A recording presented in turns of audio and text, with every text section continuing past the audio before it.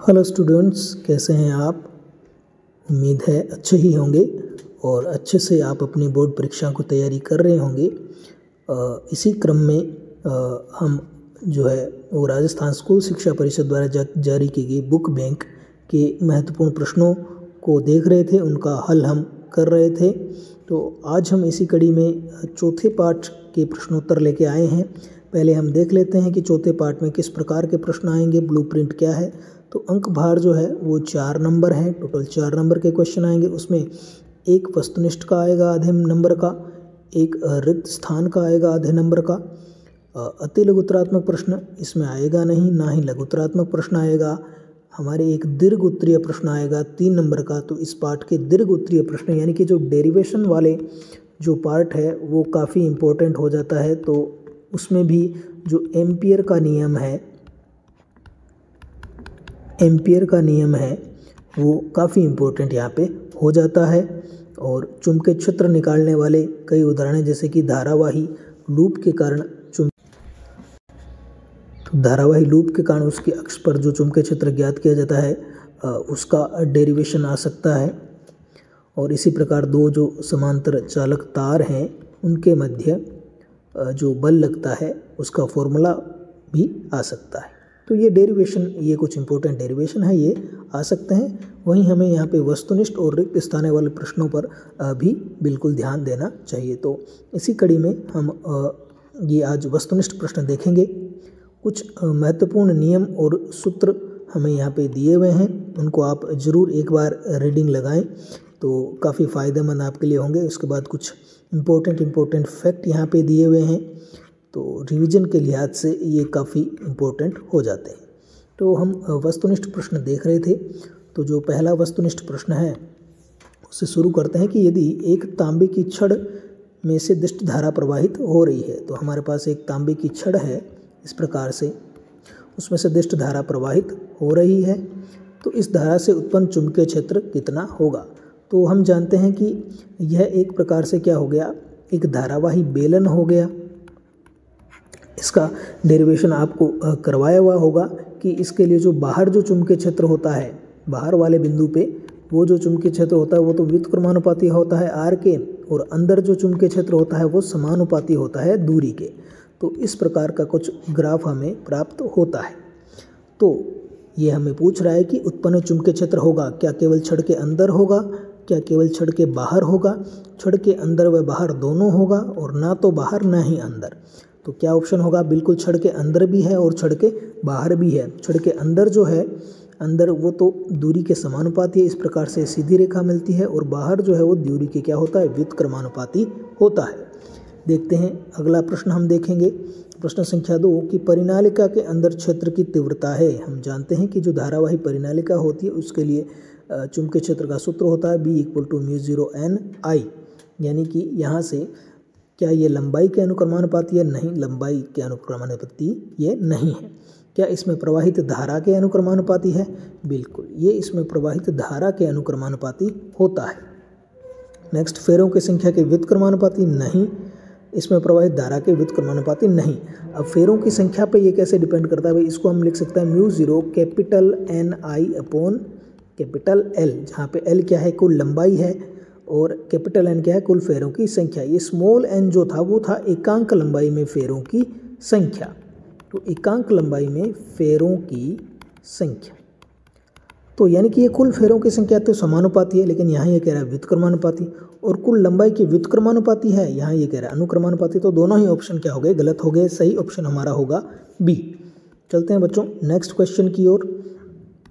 Question number 3 की हम बात करते हैं कि 20 फेरे प्रति सेंटीमीटर, यानी कि एकांक लंबाई में फेरों की संख्या N/L, या जिसको कहें स्मॉल n, वो कितना है, 20 फेरे प्रति सेंटीमीटर। अब हमें इसको SI यूनिट में चेंज करना है तो कितना होगा, 1 सेंटीमीटर में 20 फेरे हैं तो 1 मीटर में कितने हो जाएंगे, 100 से मल्टीप्लाई कर दो तो 2000 फेरे प्रति मीटर।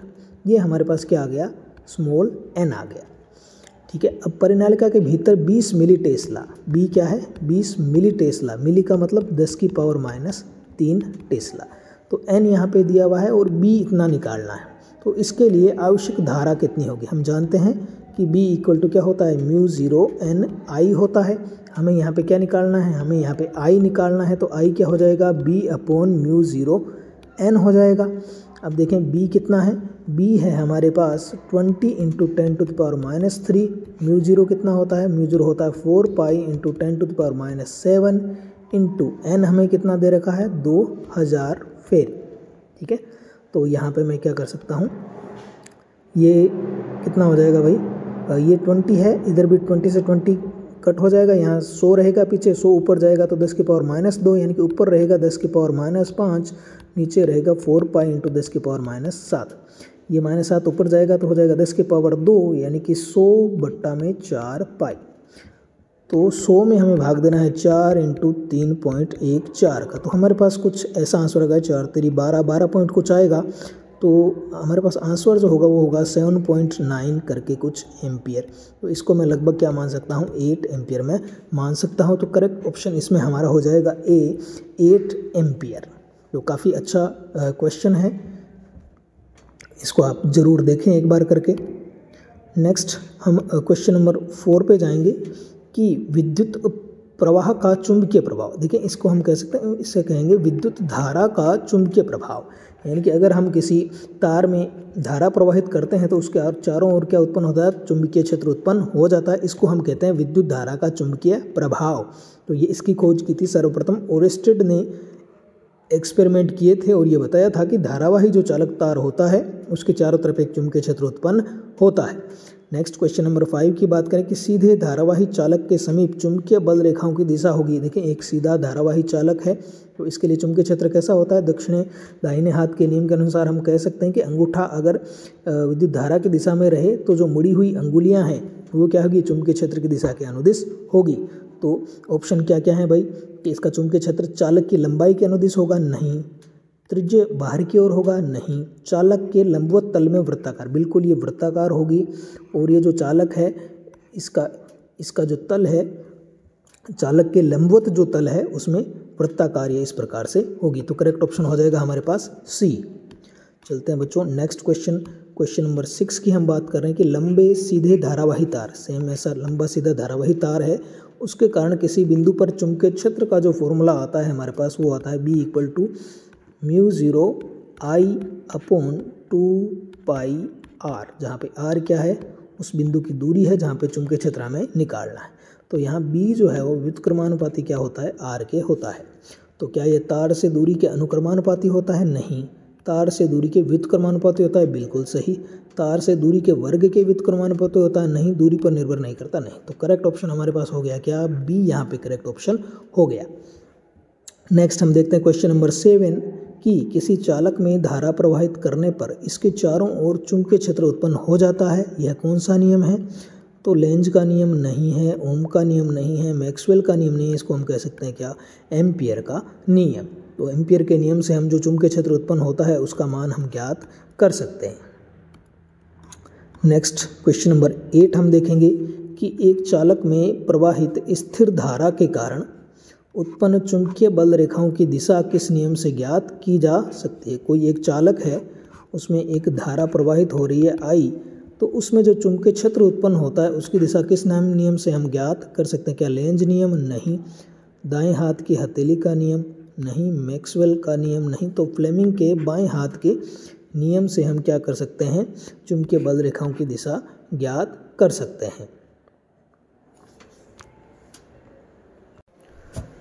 तो चालक में चुंबकीय बल की दिशा हम फ्लेमिंग के बाएं हाथ के नियम से बता सकते हैं। तो करेक्ट 8वें में करेक्ट ऑप्शन हो जाएगा B। चलते हैं 9वें क्वेश्चन की ओर कि एक आवेशित कण चुंबकीय क्षेत्र में गति करते समय परिणामी बल अनुभव करता है। कोई आवेशित कण है वो चुंबकीय क्षेत्र में गति कर रहा है, तो परिणामी बल का अनुभव वो करता है। ऑप्शन है, क्या क्षेत्र की दिशा में करता है, क्या क्षेत्र की विपरीत दिशा में करता है, क्या क्षेत्र की दिशा और वेग की दिशा दोनों के लंबवत करता है, उपरोक्त में से कोई नहीं। तो जब आवेशित कण जो होता है वो अगर चुंबकीय क्षेत्र में गति करता है तो उस पर लगने वाला बल को हम लोरेंज बल कहते हैं। वो फॉर्मूला होता है Q into V cross B। तो ये जो बल होता है वो V के भी लंबवत होगा और B के भी लंबवत होगा, क्योंकि यहाँ सदिश गुणनफल है और सदिश गुणनफल से जो राशि मिलती है वो v और b दोनों के तल के क्या होती है, लंबवत होती है। तो करेक्ट ऑप्शन क्या हो जाएगा, क्षेत्र की दिशा एवं वेग की दिशा दोनों के लंबवत या परिणामी बल कार्य करता है। करेक्ट ऑप्शन सी हो जाएगा इसका। चलते हैं नेक्स्ट क्वेश्चन, क्वेश्चन नंबर 10 की ओर, कि चुंबकीय क्षेत्र गतिशील आवेश से उत्पन्न हो सकता है।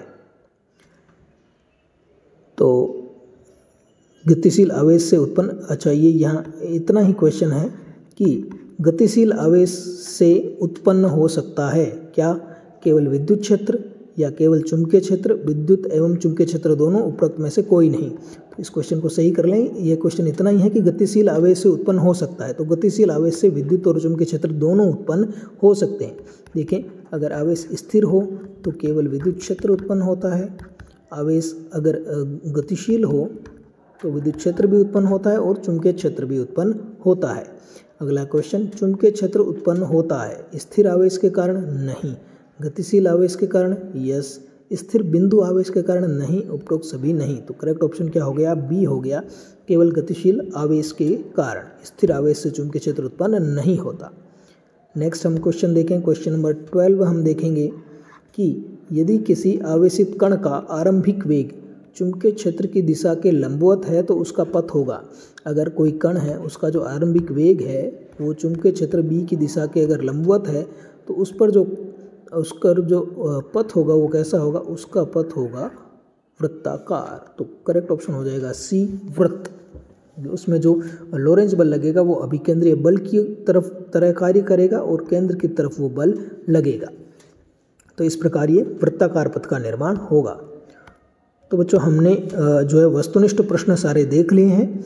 अगर इनमें कोई आपको दिक्कत रहती है तो आप कमेंट बॉक्स में ज़रूर कमेंट करें, और इसी प्रकार के वीडियो देखने के लिए चैनल को आप सब्सक्राइब ज़रूर करें। आगे की वीडियो में हम आगे के प्रश्नों को देखेंगे। तब तक के लिए कीप स्टडी। Thank you.